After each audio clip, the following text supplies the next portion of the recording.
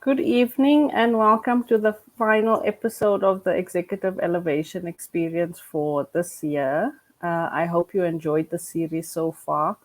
What I wanted to do today was to really reflect a bit on the conversations that we had with these amazing 6 women leaders over the last few months and to share some insights that I hope will be useful for you as you think about your own leadership journey. What I want to do is highlight a few areas that I think may be of use to you, and hoping that from there you are able to also think about your own leadership journey and how you are faring, and also what kind of support you may need going forward.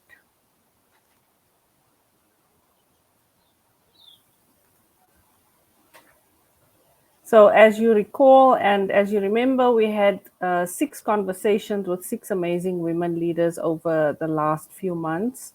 And the purpose of this was really to highlight the stories, the journeys of women leaders. And I think more importantly, to show that women leaders' journeys are not all the same, and that we all come from different places and have different journeys, yet we are all leaders. And I hope these different stories have inspired you as a leader as well. Just a little bit about us. So, I'm the CEO of Tara Transform, and I have a colleague, Khali, who is an amazing supporter and team member who's set up these slides really and has done such an amazing job. But we're an African women led organization that specializes in gender transformative leadership development, succession planning, and executive coaching. And many of you may know me as Shireen, the gender specialist. But I more and more, as my leadership journey unfolds, I'm focusing on leadership development and executive leadership development for women in particular, because I believe this is the time where women leaders are needed, and this is the time also where women leaders need support.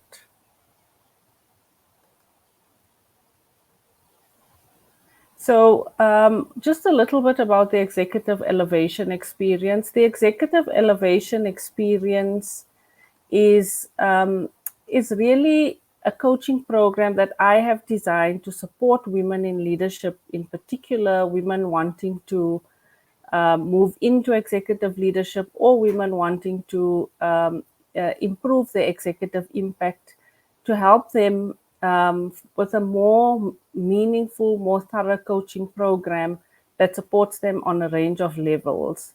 So, this coaching program goes beyond just coaching sessions, of which there are 12 coaching sessions, but also includes an assessment, which where we use the Enneagram tool. It also includes a half-day strategy intensive coaching session, and we use this half day to really do some reflection, think about where you want to go, and then help you set goals for the coaching journey going forward. We have 12 coaching sessions over 6 months. We also, based on our conversations and what your needs are, we also develop customized resources for you, which we make available for you from time to time and as you need them. And then linked to that, what I do and what is unique to what I do is that I try to make sure that women leaders are connected to other women leaders. And I have helped some of my coaching clients to have conversations with women leaders in my network, which they have found very useful for their own journey. And then we also include what I call 911 support. So this is support as and when you need it. For example, when you're going into a difficult conversation and you want to prep for that conversation, or you have an unexpected challenge with a team member and you want to talk through how to approach it, I make myself available for you to help you with that. So this coaching program is more intense and more suited to executives or senior managers wanting to move into executive level, and really provides holistic support from a coaching perspective. So now I want to reflect a little bit about the key things that came out for me from these various conversations that we've had.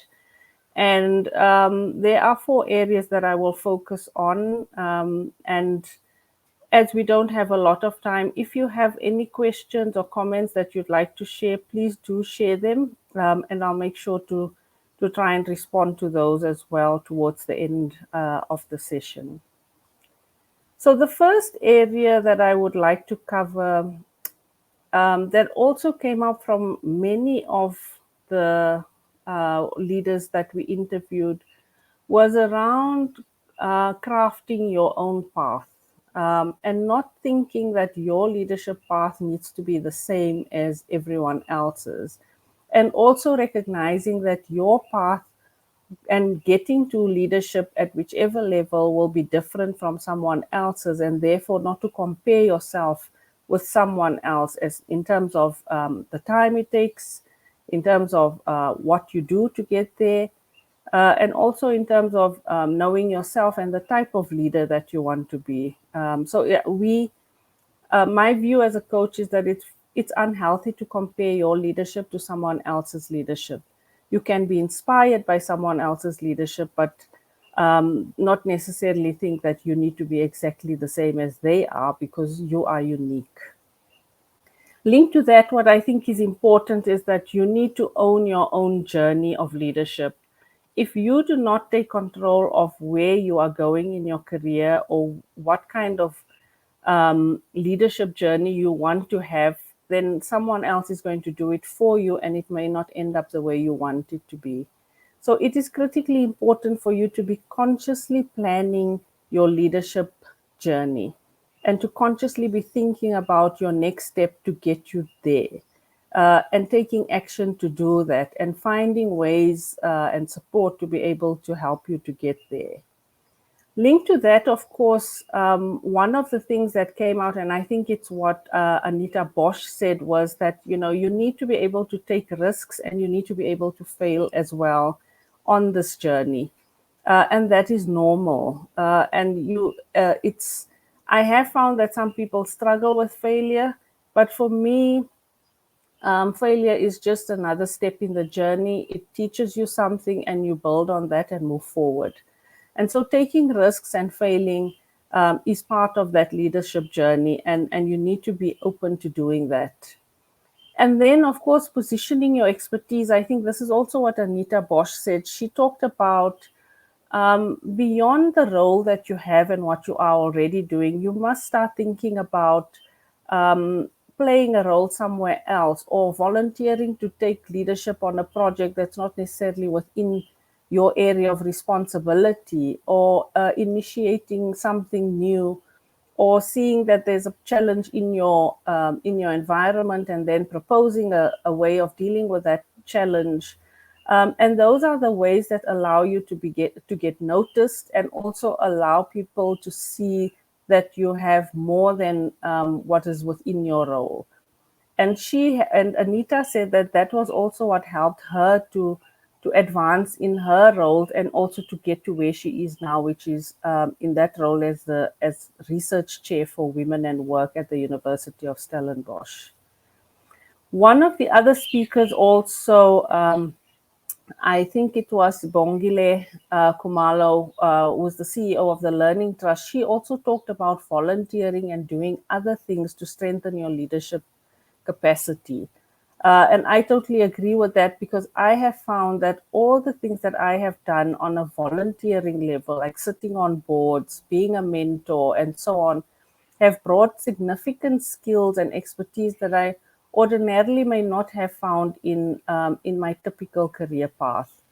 So volunteering and doing other things, again, that are not necessarily your job, but that you may be passionate about, contributing to building a better world, contributing to helping those that you may want to help, young people, children, and so on, can add some skills to your skill set, and also give you new experience. The big thing that I learned about volunteering is building networks, and I have found that I have an extensive network because of the volunteering work that I have done. All of the speakers talked about finding the support to help you, and we'll talk a lot more about that as well. And one of the things I want to highlight about crafting your path is when you think about your own development and developing yourself towards a certain role, then you must start thinking about development beyond your comfort zone. What I have found with some coaching clients is that, and many women actually, is that when you are advancing towards a leadership role, often you think about that from the perspective of getting an academic qualification. And I think that the system and the society has conditioned us so well as women that often we think we need 3, 5, 7 degrees to be able to get to that point where we have the ultimate leadership role. And I don't agree with that. I believe that we need to look at the other areas of development which we typically don't consider to be development. And that includes building strong networks, learning from others, attending events, conferences. And I think Anita also mentioned reading widely and extensively, which also supports our development. So that's another area where I would encourage you as you're thinking about crafting your path. How are you supporting your own development beyond the traditional ways in which that can happen?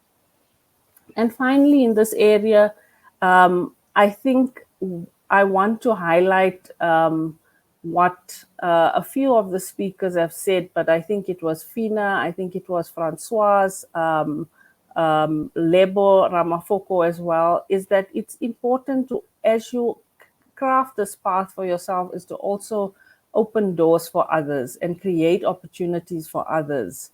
And in that way, you know, as a leader, you are also creating space for others and to follow you, and for emerging leaders to benefit from your leadership and your expertise. I think for us as women, this is critically important because, of course, often those doors are not open for us, and we hear about the glass ceiling and the glass cliff and so on. The next area that I'm going to talk about is about trusting yourself. So for me, this comes out a lot with my coaching clients, but it also came out in various conversations that we had over these few months for the executive elevation experience. Again, yeah, I want to say that I think we must recognize and understand how patriarchy and the system, our society has shaped us and informs the way in which we see ourselves, and often leads to what we call imposter syndrome. So, whilst many people may say imposter syndrome is you're not having confidence in yourself, you're not trusting your own abilities, and so on. I am also of the view that the way in which our society sees the role of women, has expectations of women, and treats women leads to imposter syndrome as well. And therefore, it's important when we deal with this issue that we also think about how we fix the problems in the system and not only focus on fixing women. That being said, though, I think there is an important aspect of trusting ourselves. When you become a leader, you didn't get there by accident, you didn't get there by luck. You got there because you were qualified and you proved yourself.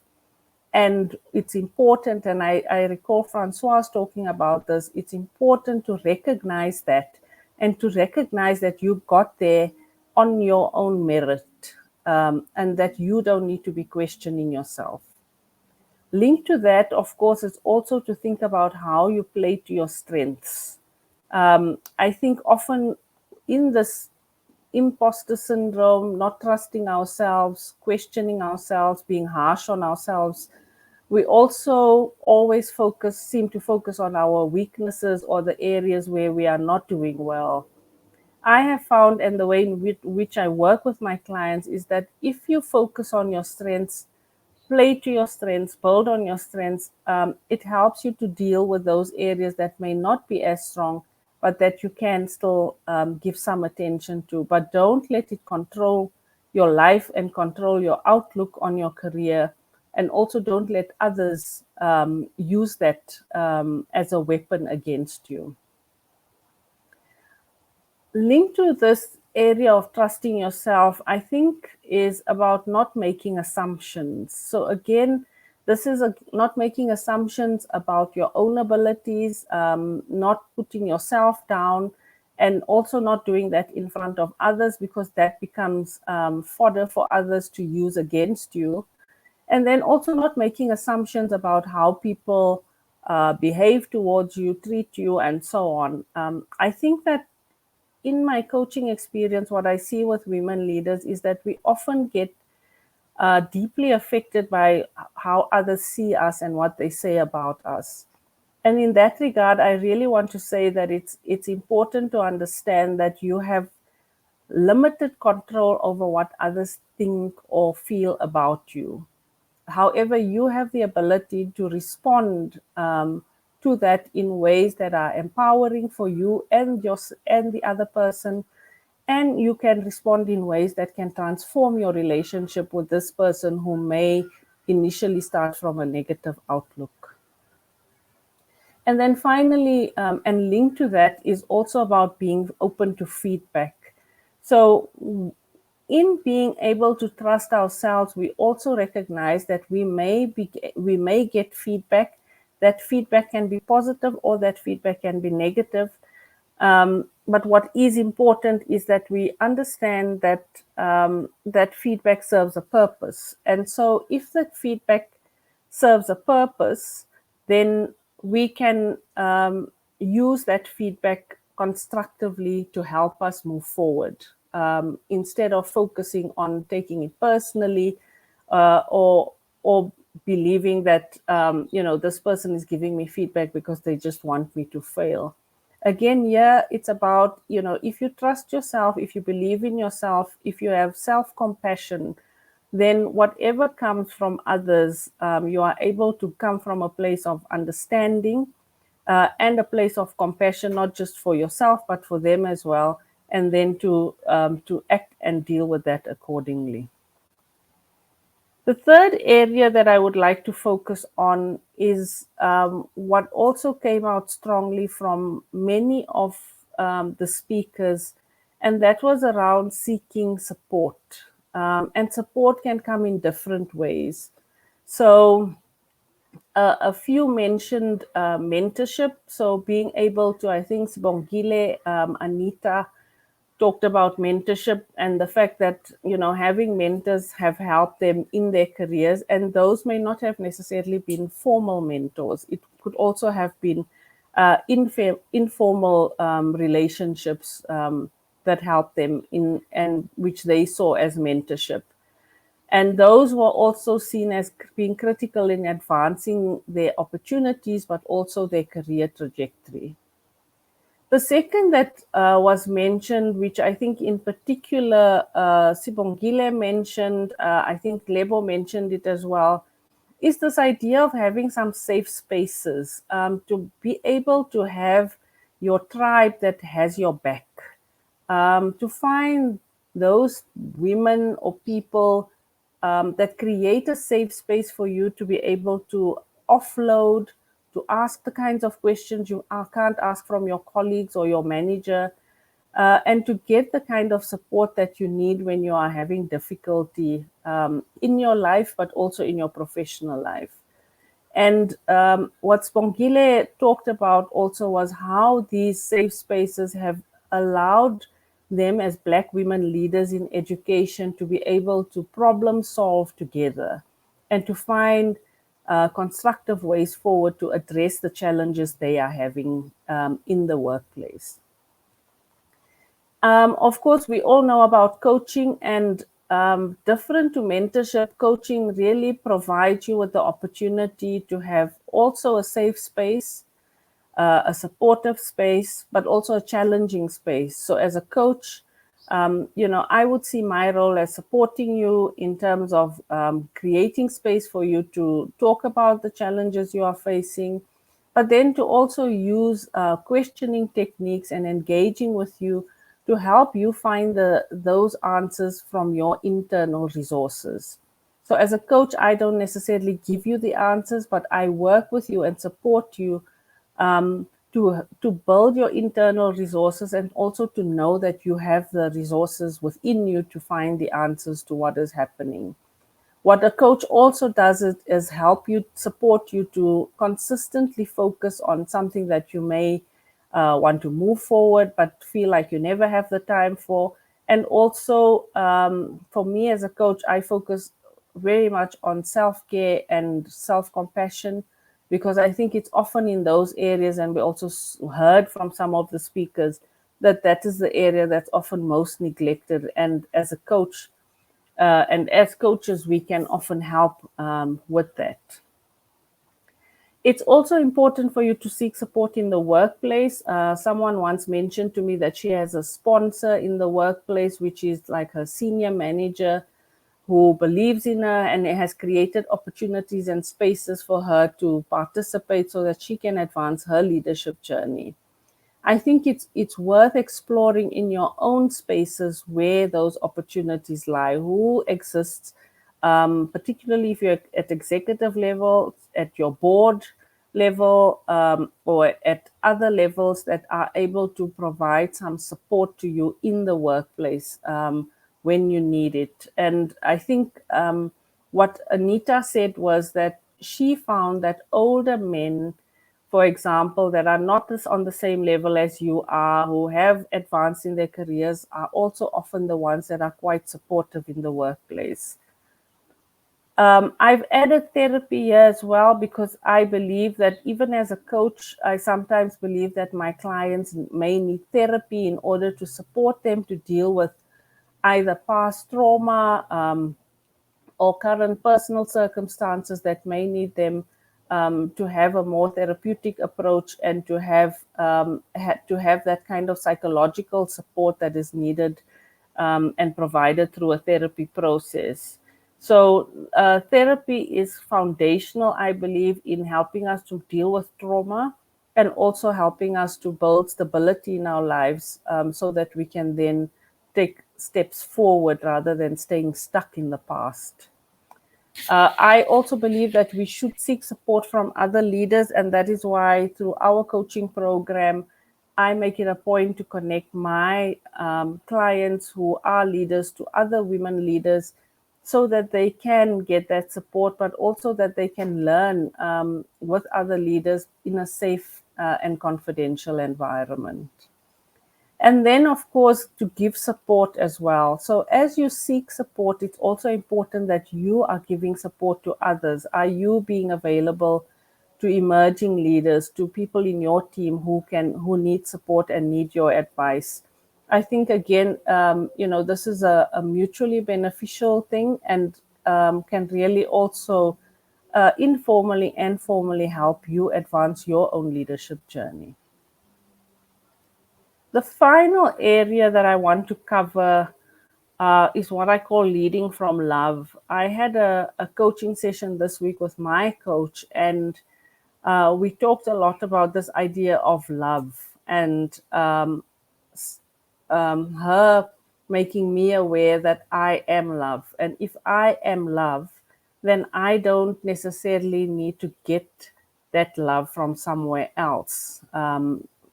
My example, of course, is that because I grew up in an environment where I was under a lot of pressure to perform, to show that I'm good, to show that I'm doing the right thing. In my adulthood, I started doing the same thing. But if I believe that I am love, then it means that I don't have to prove myself to anyone. And I don't have to be always doing and being so that I can please others, but rather I accept myself for who I am. I know I am good enough. I know I am enough. And therefore, whatever happens, I'm on a solid foundation. So when we lead from love, it's important that we know and love ourselves first. And I can't overemphasize that, because everything else that I've spoken about already comes back to this. Firstly, knowing yourself is really about being self-aware, understanding who you are, understanding your triggers, understanding your blind spots, understanding your destructive patterns, And that's why we use the Enneagram as the assessment tool, because it goes really deep in understanding that historical stuff that have happened in our lives, and that how that has informed who we are and how we show up as adults on all fronts. So being self-aware is critical, and linked to that, of course, if you know yourself, you are able to manage yourself better. You are able to manage your relationships with others better. And then you also come from a point of love and self-compassion. And if you have love and self-compassion, then it becomes easier for you to have compassion for others. And especially those of us who are highly driven, have perfectionistic tendencies, want things done in a certain way. We may often get feedback from our team members that we are too hard, that we expect them to be like us, and so on. And that's where we have to take a step back and recognize that it may also be because we are highly self-critical and judge ourselves harshly, that we often are able to do that with others as well. Another foundational element that I think is critical for leaders, and which many of our leaders in this conversation did reflect on as a gap, is taking care of our well-being. And here, I'm not just saying self care, because I want to highlight the fact that this is our entire well being, from physical to emotional, mental, spiritual, and financial. What I have seen is that, I know a good number of women leaders, but many of them, for example, while they do well on many fronts, they are not taking good care of their financial future. Some are not taking good care of their physical health. They're not sleeping enough. They're not eating well. So, building a strong foundation of what I call a self love practice becomes critically important for us to be able to do everything else that we aspire to do, whether that is meditation, or you go to the gym, or you see a therapist, or you focus on sleeping a certain number of hours at night. It's critically important to build a foundation of self-care so that you have the internal resources to take on whatever you need to. And then the issue of boundaries. And here again, I found that in particular with women leaders, because we are serving everyone, we want to care for everyone, we feel responsible for everyone, we tend to always be available for everyone at any time. And of course, the consequences of that is that we get burnt out, and that we are not able um, to do for ourselves, or to be good at what we do in terms of our work. So boundaries are critically important, and boundaries are also what are necessary, for example, to avoid burnout, continued stress, and so on. And if you are able to put in place those boundaries and stick to them, you will see a transformational change in your life. Actually, you may just try one. And at a professional level, for example, you could look at your calendar. So, how available are you to everyone, and what is the impact on yourself? You can look at your communication. Are you always available for everyone to have a conversation? When they phone you, you pick up the phone. When they email, you respond immediately. Doesn't matter which day, doesn't matter which hour. So those are some of the areas of your life you can examine, and that's where you can start putting boundaries in place. And I can guarantee you 100% you will see a major difference in your stress levels, in your energy levels as well. The other area that I want to highlight around leading ourselves and leading ourselves from love is about focusing on developing and learning. And this is for me, and I think one of the speakers mentioned it, that learning never stops. And Francoise, I recall, said learning and leadership are not two different things. As a leader, you must continue to learn, and you can learn in different ways. As I said, it doesn't have to be academic qualifications, but it could be finding those platforms and spaces that enable you to gain more experience, to understand other areas better, to learn from other leaders. and even just reading widely beyond what you traditionally read can help in that regard. And then, last but definitely not least, which is an area that I am also having to give attention to, it's to have fun and to relax often. I think we are so on, especially when we are at leadership levels, we are so committed to leading, to being there for others, to performing, to showing that we are performing, that we don't take enough time to have fun and to relax. Think about the things that you enjoy doing and then use those things to help you just have fun or relax, whether it's baking or walking or swimming, whatever that may be. Spend time doing those things and carve time out in your diary, in your calendar, to make sure that you have the time to do that. So, those are the four things that I wanted to highlight from the conversations that we had. And I hope you have found some of these reflections useful. What I want to do now is, as we wrap up, is just to share a couple of things from our side with you. Um, so, in terms of our upcoming programs and events, there are a couple of things that will be happening, and particularly more so in 2023.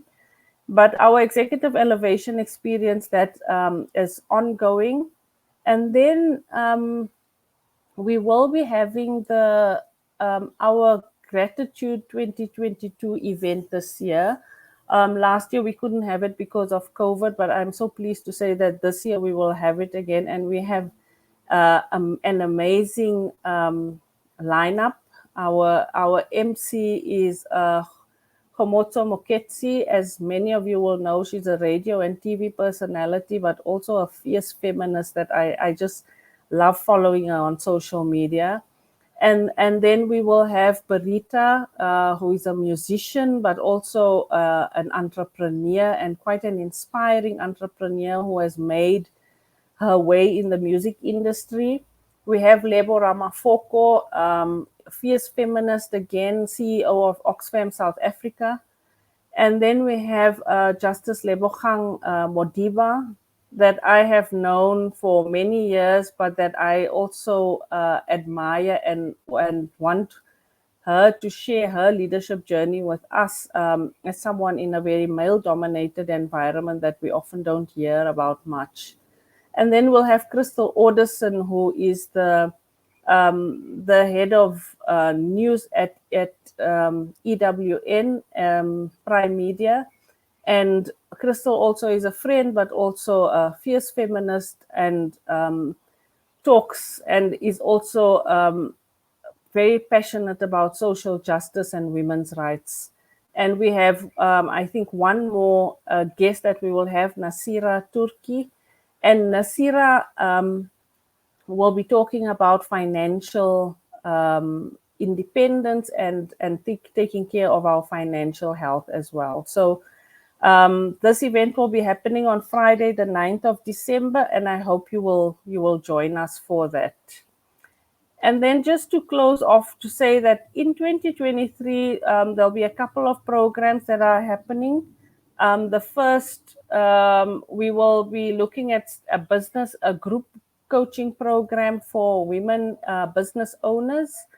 And then we'll also have a specific group coaching program for women who are either wanting to move into executive leadership or are currently in executive leadership and wanting to improve their impact. And then as from next year, we will also look at doing some specific leadership training. Over the years, we've heard a lot about some of the areas that women feel challenged. And now next year, we're going to take the opportunity to do some specific training to help you with that. So that's it from us. If you want to make contact with us, this is our email address, but also please connect with us on social media. I hope you found the session useful, and I'm sorry we went a bit over time. And if you have any questions or would like further information, please feel free to reach out to us. Have a good weekend, and I hope you get the rest you need.